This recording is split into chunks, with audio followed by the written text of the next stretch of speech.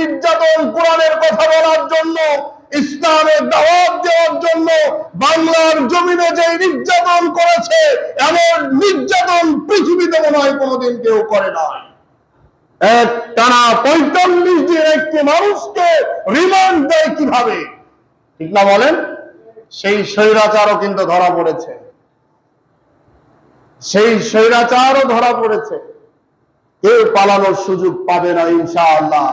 কোরআনের সাথে বেয়াদবি করে, আল্লাহকে বুড়া আঙ্গুল দেখিয়ে আল্লাহ জমিনে পড়ানোর চেষ্টা করবে, আল্লাহ ছেড়ে দিবে, এটা হতে পারে না। দেখুন, ইমামে আবু হানিফাকে যখন নির্যাতন করা হলো, মাঝে মাঝে তার মা খোঁজ খবর নিতে যাইতেন। যখন মা সামনে আসতেন, জুলুমের স্পিরিটটা আরো বাড়িয়ে দিতেন। তার মা তাকে টার্গেট করে বলতো, বেটা শোনো, আল্লাহর প্রতি যখন ঈমান নিয়ে আসছ, আল্লাহর প্রতি ঈমান নিয়ে আসার কারণে জেল, জুলুম, নির্যাতন যা আসুক না কেন, অস্থায়ী দুনিয়ার মধ্যে আমার সন্তান বাতিলের সামনে মাথা নত করবে আমি বিশ্বাস করতে পারি না। অতএব কিয়ামতের দিন জান্নাতে যদি যেতে চাও, আল্লাহর সন্তুষ্ট অর্জন যদি করতে চাও, এর চাইতে আরো স্টিম রোলার যদি চালায়, তারপরে বাতিলের সামনে আমার সন্তান মাথা নত করবে না। আমার মা এরকম বলতেন, তার সামনে চোখের পানি মুছে চলে যেতেন, তারপরে বাতিলের সামনে তারা মাথা নত করে না। কারণ কোরআনের ন্যায় পথ চললে, ন্যায় কথা বললে আপনাকে বাতিলরা কোন সময়ের জন্য দুলাভাই বলে ডাকবে না। তা দলিল কোরআনে কারীম বলছে, আল্লাহ রাব্বুল আলামিন বলেন, ওমা নাকামু মিনহুম ইল্লা আন ইউমিনু বিল্লাহিল আজিজিল হামিদ। আল্লাহ রাব্বুল আলামিন বলেন, এই মানুষদের এত নির্যাতন, জুলুম, অত্যাচার হওয়ার মূল কারণ হলো এই রাজত্ব শয়তানরা যেখানে বসে আছে, শয়তানরা কোন সময়ের জন্য চায় না আল্লাহর জমিনে আল্লাহর দ্বীন প্রতিষ্ঠিত হোক। মানুষগুলা কোরআন দিয়ে জীবন ফয়সালা করো, কোরআনের পক্ষে চলে আসুক, এটা কোন সময়ের জন্য শয়তান গুলা চায় না। না চাওয়ার কারণে তারা হলো ফিতনা চালু করত, নানান ধরনের বিশৃঙ্খলা সৃষ্টি করত, নানান কায়দায় জুলুম, অত্যাচার, নির্যাতন, জেল, জুলুম, ফাঁসির কাস্তে দাঁড় করিয়ে দিয়ে এই জমিনটাকে তারা দখল করে রাখতে চাইত।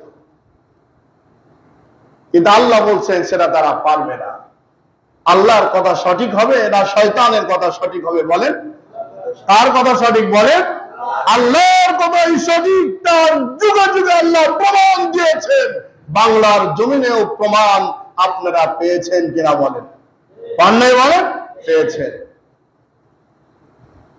আল্লাহ রাব্বুল আলামিন আরো বলেন, শোনো,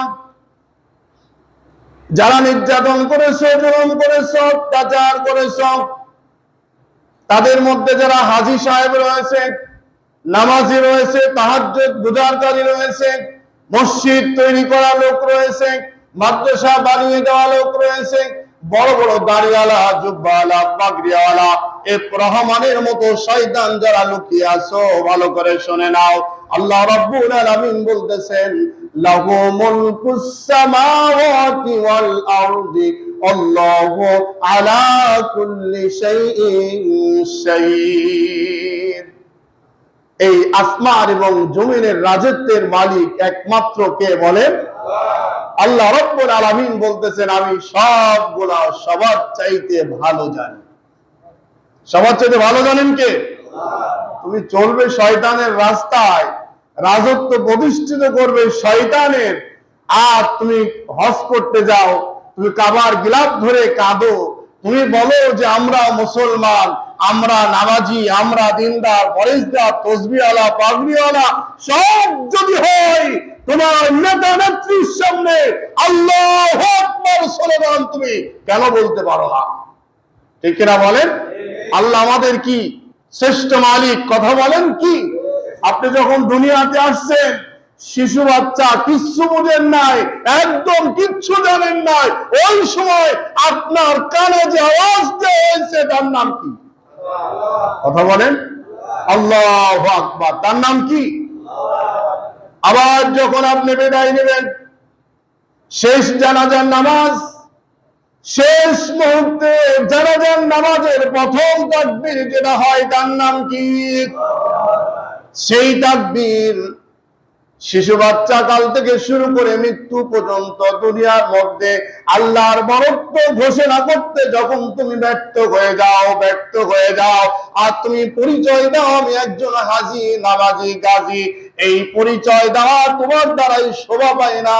তোমার চাইতে আরো বড় বড় যারা ছিল শয়তান, তাদের মুখে শোভা পাইলেও বাংলার জমিনে এফ রহমানের মতো এই শয়তান গুলার মুখে কোনোদিন শোভা পায় না। ঠিক কিনা বলেন? ওরা আমার হাসানুল হক ইনু, রাশেদ খান মিলন কোথায়? তারাও মক্কা জিয়ারত করে, কাবা জিয়ারত করে, মক্কা ভুলতে যায়, ওই জায়গাটাকে, পবিত্র জায়গাকে এই মুরতাদ গুলা গিয়ে একটা সার্টিফিকেট নিয়ে আসতে চায়। ইসলামকে শেষ করে ফেলেছে তারা। ইসলামকে এত নিম্নে নামানোর জন্য সবচাইতে দায়ী এই শয়তান গুলা। আজকে তারা যদি ইসলামের দাবিদার হয়ে থাকে, আপনারা কি কথা বলেন? ওরাই যদি ইসলামের ধারক বাহক হয়, আপনারা কি? এজন্য আল্লাহ কোরআনে কি বলছে দেখুন। আল্লাহ রাব্বুল আলামিন বলেন, নবী আপনি বলে দেন, ইন্নাল্লাযীনা ফাতানুল মুমিনিনা ওয়াল মুমিনাতি সুম্মা লাম ইয়াতুবু ফালাহুম আযাবু জাহান্নাম ওয়া লাহুম